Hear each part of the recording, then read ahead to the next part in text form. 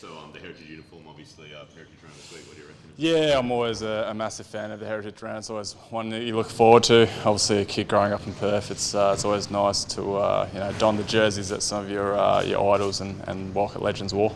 What are your memories of seeing this jersey back in the very early 90s? Yeah, I mean, obviously that was the sort of the Wildcats' heyday. I'm claim to fame that Eric Watterson's one of my favourite players. So for him to sort of don these sort of jerseys is always nice, and to replicate that number as well.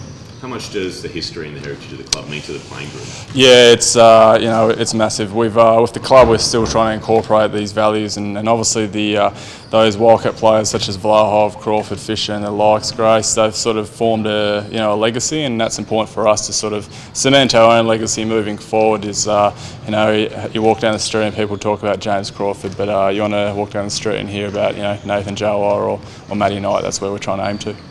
Back at home this week, that must be a nice feeling amongst the group. Yeah, it's been obviously been on the road for 5 days, 5 games, but it's been nice to finally get back at home, more so just for the training aspect and the individual side of it, to start working some things that you haven't been able to do before. It's just more injury management, and it's always nice to play in front of the Red Army, and it'll be to instead of getting into a hostile environment, and now to get back home will be nice. After a couple of losses, how important is this week's game? Yeah, huge, massive for us. We want to get on the right spot. Obviously, we've got the next 6 of 7, I think, are at home. So for us, that's huge to cement that top spot. And we really need to get a stranglehold. And we know to win a championship, realistic expectations, you are trying to aim for those home court advantage. What's the review process been like after last week's loss? Yeah, scathing at times. It's but also refreshing as well. It's the group amongst the individuals amongst this group hold each other accountable. So no stone's been unturned. We've all been pretty honest with each other, which has been nice, and everyone's been pretty receptive of that feedback. So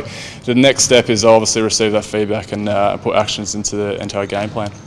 When you came off the bench in last week's game, a few boards sort of helped turn the tide a little bit. Is that sort of something you aim to do at this stage? Yeah, obviously, that's been my role for the last few years, or even when I've joined the Wildcats, is to provide a little bit of an impact off the bench and with some energy. And I love grabbing a rebound. There's nothing sort of sparks me up. So if I can continue doing that and continue hitting some shots now would be nice. But it'd be good to sort of just cement that role.